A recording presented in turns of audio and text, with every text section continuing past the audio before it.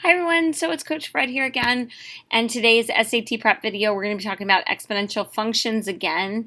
This is video number 2, so if you haven't watched 1, watch it quickly. It was short, but today we're going to be talking about exponential functions and how they relate to word problems. And so again, remember this is a review of things that I'm assuming you've learned in your Algebra 2 class. So what you should remember is that when a value is increasing or decreasing by a percentage, then the function will be exponential and it can be modeled. When we say that, it means that we can use it in a real life example, can be modeled by a function in the form. You might have been given it something like this: a at t equals a sub 0, 1 plus or minus r to the t power. You also could have been given it as y equals a, 1 plus or minus r to the t. Either way, whichever way your teacher decided to use is fine. But we're going to use this model right here, this function model of a at t. What we need to make sure we understand when we're looking at these types of word problems is that a sub 0 represents the initial amount. Initial value.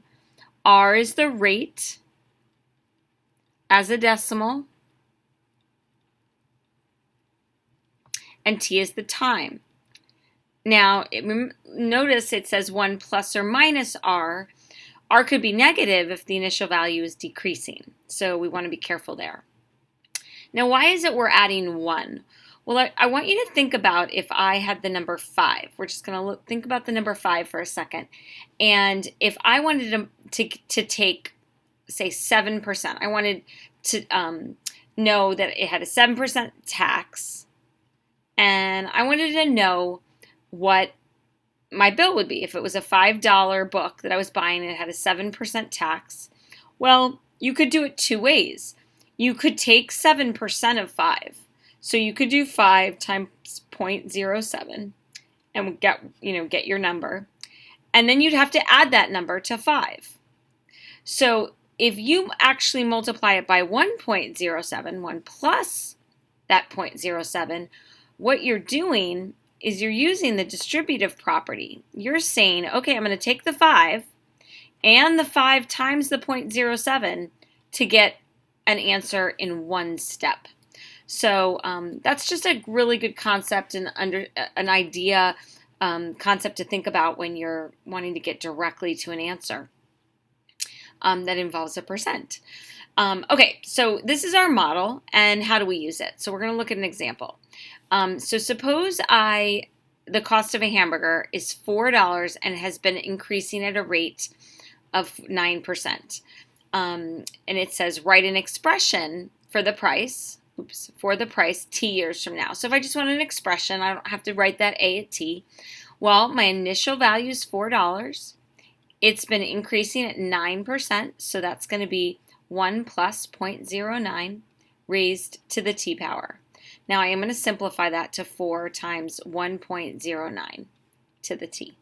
And there's my expression, okay? So if I want to know how much the cost of that hamburger is going to be 5 years from now, I would do 4 times 1.09 raised to the 5 power. Now I want to be really careful here if I'm using my calculator. If I'm using my calculator, I have to remember order of operations. I have to do that first. So I'm going to take 1.09, I'm going to raise it to the 5 power, and then I'm going to multiply it by 4, giving me $6.15. So that hamburger that you're eating now for $4 is going to be about $6.15 in 4 years, or in 5 years. All right, there is an alternate form to this particular word problem formula. I like this one. The alternate form for word problems is used when you're doubling, tripling, or taking the half-life or other values when it's going up by a percentage, but it's going up by a percentage bigger than 100%, okay? So that formula is y equals a b to the t over k. And A is still my initial value. So in this case, it's the initial value.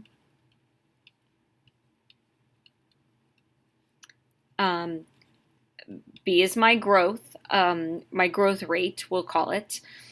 Let me just say growth or decay. And for this one, we're usually using whole numbers. So 2 would be doubling, so B would be 2. 3 would be tripling. If it were a half-life, it would be a half or 0.5. It could be 100, but it's going to be a big number. It's going to be a number bigger than 2. 2 or bigger. T is still time. And K is interesting. K is the amount of time needed for A to be multiplied by B.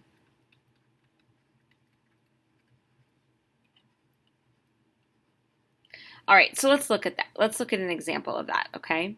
So it says, well, let me move this over so you can see it a little bit better.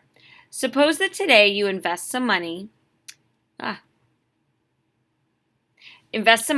grows to the amount A of t equals 1,000 times 2 to the t over 10 in t years. Okay, so this is our function. Well, first I could ask you, what's the initial investment? Remember that A value, or A sub 0, is still 1,000, so that is 1,000. So now this question says, how long does it take your money to double? Now, if you just think about it, then you don't really need the alternate form. If you think about it, for me to double 1,000, that means I need to multiply 1,000 by the number 2, which means t would have to be 10, because then you'd get 10 over 10, which is 1. So 2 to the 1 is 2, so 2 times 1,000 would be 2. So the answer is 10. You can just reason your way through these. But I also want you to think about it like this. Like I just said, A times B to the t over K. K is the amount of time, so 10 years, that it takes A to be multiplied by B. So either way you interpret it, it's going to take 10 years to double your money. Now, I like to think about that too for a second, because in the earlier formula, we had 1 plus or minus R. Well, to get 2, that would mean your percent had to be 100%, right? That's how you get a 2 here, 1 plus 1. So just want you to think about why we have this alternate form, just to help us make it a little bit more clear. Okay? All right, hopefully that was a helpful video, and if you have any questions, maybe I will be answering them in Exponential Functions Lesson 3. Have a great day.